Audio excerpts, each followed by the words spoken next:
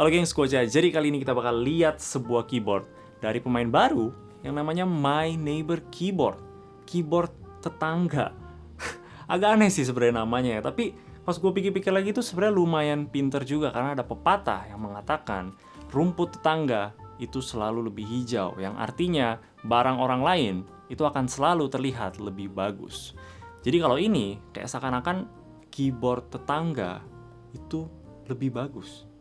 Nah, gue bakal langsung bilang aja kalau ini adalah salah satu atau mungkin bisa jadi satu-satunya keyboard yang paling menarik di tahun ini. Karena desainnya itu loh, yang kelihatannya itu seperti custom keyboard dari akrilik. Jadinya bikin ini dari keyboard-keyboard pre-built yang lain, paling kerasa custom keyboardnya itu loh. Oke, coba kita lihat aja speknya langsung. Ini udah pakai gasket mount, PCB-nya itu south facing dengan RGB.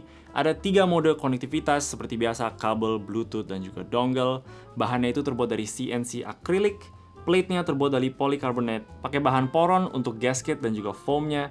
Keycaps-nya itu double shot PBT OSA profile, 3000 mAh battery, switch-nya menggunakan Gateron Pro Yellow, dan juga stabilizer-nya itu udah di factory loop. Untuk keyboard pertama mereka, gue lumayan respect karena mereka tetap mengikuti kayak standar-standar fitur di keyboard zaman sekarang. Tapi kita semua tahu kalau yang bikin keyboard ini menarik bukan dari segi speknya, karena ya sejujurnya semua keyboard zaman sekarang speknya juga hampir semua sama, switch-nya sama lah, stabilizer juga sama.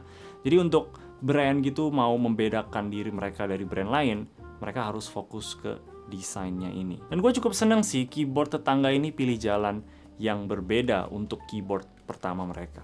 Hal lain yang menarik itu adalah keycaps-nya yang profile-nya itu namanya OSA profile. Tingginya itu mirip-mirip lah sama OEM profile, jadi bakal sangat familiar ya kalau kalian udah terbiasa dengan profile itu.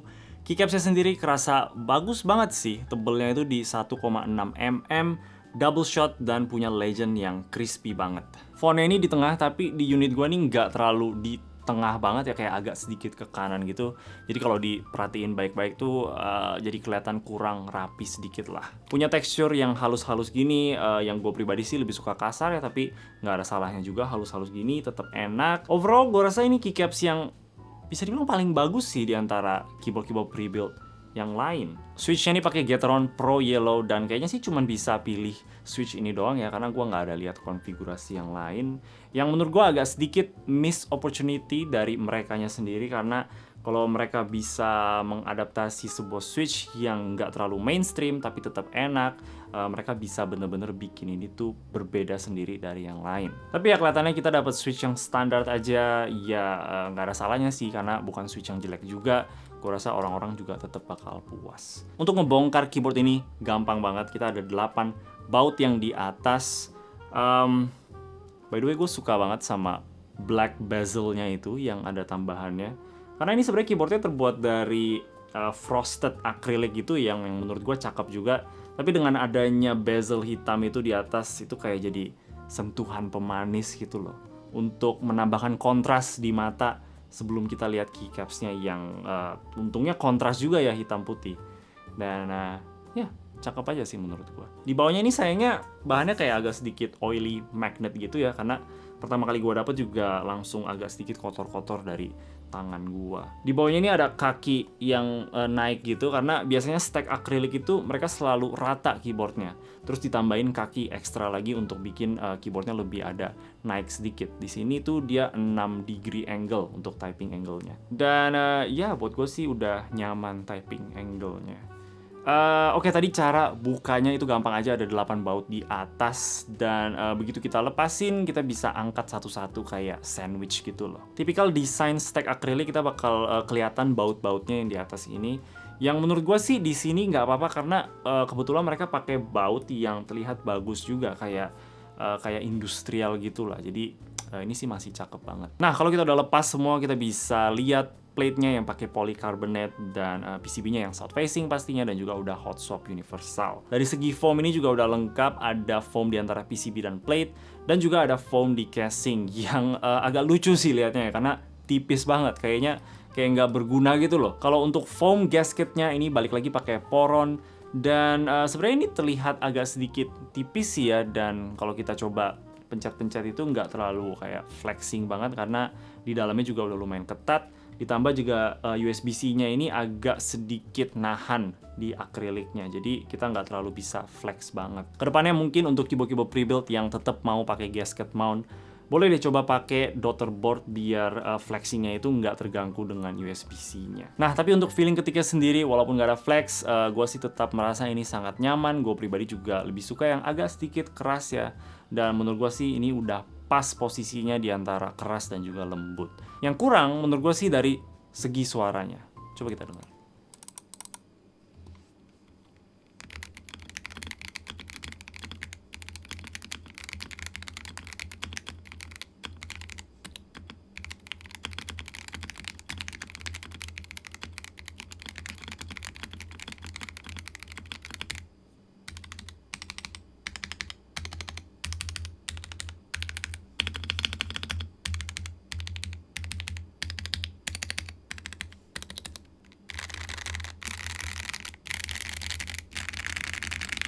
Karena gue penasaran, gue juga lepasin semua foamnya, dan kayak gini lah suaranya.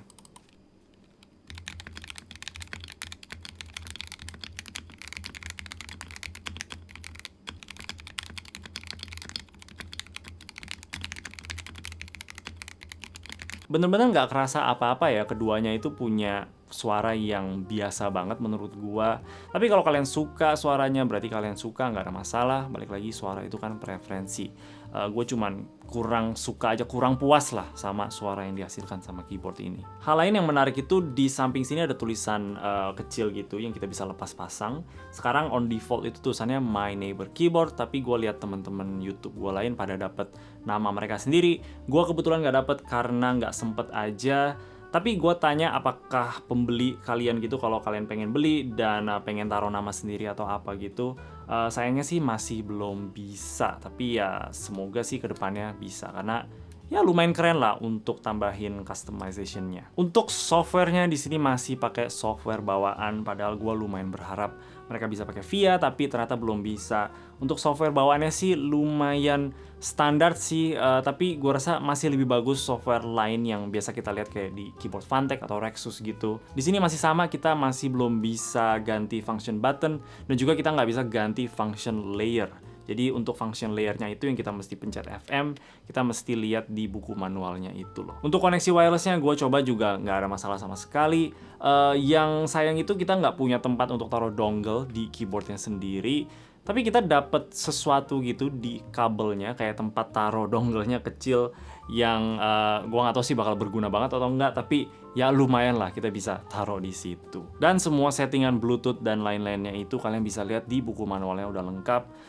Keycapsnya juga nggak ada indikasi kan, karena ya keycapsnya clean minimalis kayak gini. Jadi ya kita harus hafalin dulu dari buku manual. Nah, untuk harga keyboard ini tuh ini bakal di 1,5 juta. Yang kalau dibilang mahal, yes, lumayan mahal. Tapi kalau kita lihat dari sisi keyboard custom acrylic ya, yang gue pribadi juga pernah sempet cobain. Waktu itu gue bikin sekitar 2,3 jutaan gitu totalnya. Karena biasanya cara paling gampang untuk kita terjun ke custom acrylic, kita mesti punya keyboardnya dulu. Kayak waktu itu gue pakai Press Play Rover kalau nggak salah. Tapi kita bisa pakai keyboard manapun sih, dari Noir, dari Rexus, dari Phanteks juga biasanya ada akriliknya. Nah, kalau yang ini kita langsung dapet full akrilik dengan harga di 1,5 doang. Dan gua rasa kita juga dapetin desain yang lebih ganteng daripada yang lain. Dan secara keseluruhan ini paket yang lebih komplit lah menurut gua. Kalian bisa tinggal langsung beli, taruh di meja dan langsung kelihatan seperti custom keyboard. Padahal ya ini kan cuman pre-built biasa aja, tapi kelihatannya kayak custom keyboard. Jadi kalau kalian suka dengan apa yang kalian lihat sekarang dan kalian punya budgetnya, gue rasa ini masih layak untuk diambil. Gue juga dikasih tahu untuk 100 piece pertama bakalan dapet deskmat kecil yang mini gitu, secara gratis, bisa pilih banyak warna juga. Jadi ya lumayan juga untuk kalian yang tertarik. Tapi itu aja dari gue, kasih tau gue pendapat kalian soal keyboard ini. Apakah kalian suka, apakah kalian gak suka? Boleh tulis di komentar di bawah. Dan kalau kalian suka sama video ini, boleh kasih like dan juga subscribe. Thank you. Bye-bye.